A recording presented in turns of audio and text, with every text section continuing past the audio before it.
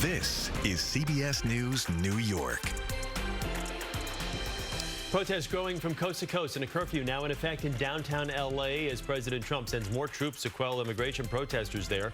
The demonstrators arrested in New York as a peaceful protest turns to clashes with police. And the race is on. Republican Jack Ciattarelli and Democrat Mikie Sherrill will face off for New Jersey governor, how they are preparing for November's elections. And now that the rain is cleared out, we're bracing for some summer weather for the rest of the week. Our first alert forecast tracking how high the temperatures will climb. Good morning. On this Wednesday, June 11th, I'm Chris Raggi. And I'm Mary Calvi. And let's get to right over to Tony and that first alert forecast. Nice to see those pretty skies this morning, Tony. Yeah, Mary and Chris, good morning. It's really a treat after days and days of gray. I mean, you started to see what we were in for today. By late yesterday, kind of got a nice trailer with the sun starting to come out. Oh, we're in it today. We've got it all day long. I think you'll enjoy being outside. Let me show you where we're starting things off this morning. 50s and 60s. Babylon is 61. Good morning in Greenwich. You've got 59. That's where White Plains is right now, too. In Sussex, it's about 54 degrees. There are a couple of stubborn pockets of fog I want you to be aware of. It's not widespread issues, but parts of New Jersey, anywhere from Edison and through parts of Passaic and Bergen County, you're seeing shades of gray there. Out east and parts of Connecticut, too, you may run into that. I'll show you the day plan to show you numbers. Remember yesterday? It was a struggle. We finally broke out of the 60s and the low 70s. It took us all day. Today, it's a more dramatic climb, and 80s could be achieved with hazier skies. So it's a good-looking day. High temperatures, probably 70s along the coast, 80s inland. And if you want it warmer, I've got that to tell you about, too. We'll have the details on the temperature trend in a moment. First, to Guy Stanier we go, and check on your first alert traffic. Sounds like we're doing okay so far. That's right, Tony, and we have better news for drivers in the Bronx. All of that earlier construction on the New England Thruway has finally cleared out. Delays have also eased on the northbound side as well. We have some subway issues in Manhattan. Downtown D and F trains are running with delays due to a train with a mechanical problem at 34th Street Herald Square. And taking a live look at the George Washington Bridge, traffic moving well at the inbound upper and lower levels. The Lincoln and Holland are also delay-free. And if you can see in the background, you can see that fog Tony was talking about creeping down the Hudson River. Pretty cool. Alternate side parking is in effect today citywide. Chris and Mary, back to you. 5:31 right now. An overnight curfew is now in effect in part of downtown Los Angeles following a fifth day of anti-ICE protests. And despite pushback from California's governor in a new lawsuit, President Trump has deployed thousands of National Guard troops and hundreds of Marines to L.A. Jared Hill now with more. Passion in the streets of downtown Los Angeles. Our people are being picked up off the street. They're being snatched up out of Home Depots and Walmarts. Amid a fifth day of protest following several immigration raids, Tuesday night police cars blocked intersections as the city's new curfew took effect, ordered by L.A. Mayor Karen Bass. To stop the vandalism, to stop the looting. People now being asked to stay away from parts of downtown L.A. from 8 p.m. to 6 a.m. The city of Los Angeles covers nearly 500 square miles. The curfew focused around the few blocks of downtown to which the protests have mostly been isolated. The Trump administration has deployed 4,000 National Guard troops and 700 Marines. California's governor Tuesday called it an illegal abuse of power and criticized the administration's immigration tactics. This administration is pushing mass deportations, indiscriminately targeting hardworking immigrant families. President Trump doubled down. We will use every asset at our disposal to quell the violence and restore law and order. The National Guard is only allowed to protect federal buildings and federal officers. But CBS News has learned Homeland Security Secretary Kristi Noem sent a letter to Defense Secretary Pete Hegseth asking for the military to detain or arrest lawbreakers. Federal laws generally ban the military from taking part in domestic law enforcement.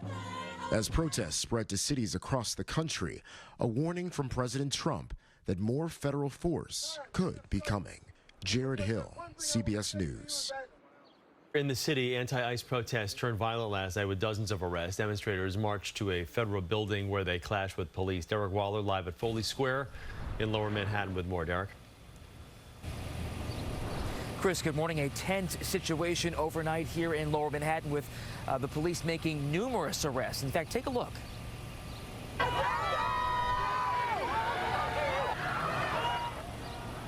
Violent clashes erupted between police and demonstrators who marched in opposition to the Trump administration's deployment of the National Guard to quell protests in Los Angeles. The deployment happening, as we mentioned, despite objections from LA's mayor and California's governor. Here in New York, Governor Kathy Hochul says she trusts the NYPD to handle demonstrations on their own without the help of the National Guard. Meanwhile, City Council Speaker Adrian Adams, who is running for mayor, is calling for the city's Department of Investigation to look into whether the NYPD is coordinating with ICE in violation of the city's sanctuary city law. Reports that NYPD collaboration and information shared with federal agencies being used in civil immigration proceedings are disturbing. They indicate disregard for New York City law. Well, in response, the department said the NYPD does not engage in civil immigration enforcement, period. While a spokesperson for Mayor Eric Adams said it is despicable that Adrian Adams would try to fan the flames of fear solely for cheap political points. I should also mention there is another protest scheduled for tonight right here. Organizers say these are going to be daily protests. Reporting live in Lower Manhattan, Derek Waller, CBS News, New York.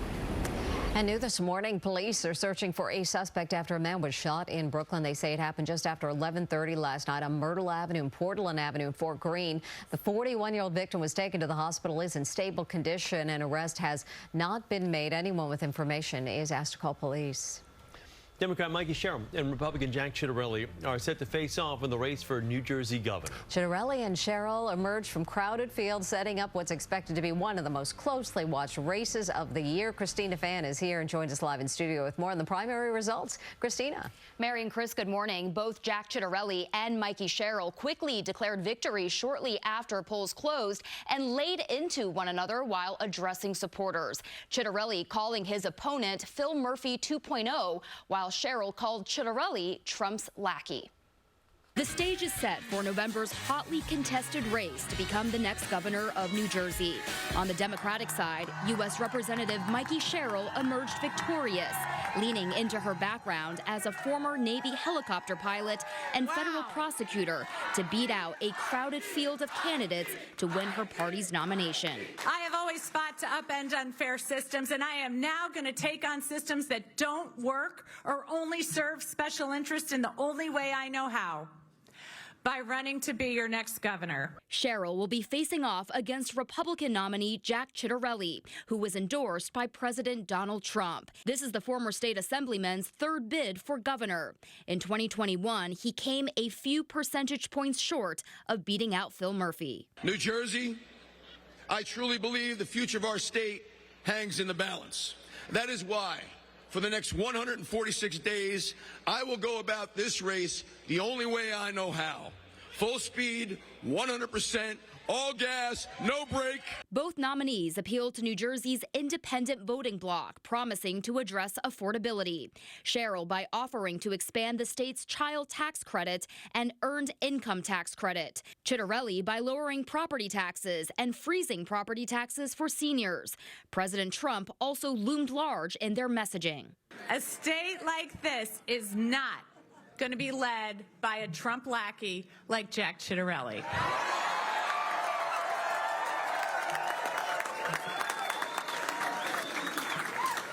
And I am ready to make life more affordable for families. Every time you hear her say Trump, I want you to know what it really means. What it really means is Mikie doesn't have a plan to fix New Jersey. It means she supports Phil Murphy's failed policies. And it means she can't run on her own record. There are only 2 open races for governor this year. The other is in Virginia. While New Jersey has been reliably Democratic in Senate and presidential contests, the governor's race tends to swing back and forth between the two parties, so a tough race ahead for both nominees. Chris. Okay, Christina, thank you very much. And stick with us for the very latest results on the primary election by heading to CBSNewYork.com. 5:38, a federal grand jury has indicted New Jersey Congresswoman LaMonica MacIver for allegedly assaulting federal officers at an ICE detention facility in Newark. MacIver was outside Delaney Hall when officers arrested Mayor Ras Baraka on May 9th. The 3-count indictment charges MacIver with forcibly impeding and interfering with federal law enforcement officers. Last night, her supporters expressed outrage over the charges. Knowing her commitment, what she stands for, and her actual right to go in and do what she has been mandated to do, how dare they indict her? fighting for justice. The Congresswoman's attorney says they are eager to challenge the allegations in court. Today, the New York City Council is expected to pass a new home rule that will help the children of NYPD officers who are killed in the line of duty. The change was championed by Genesis Vialla and her two siblings after their mother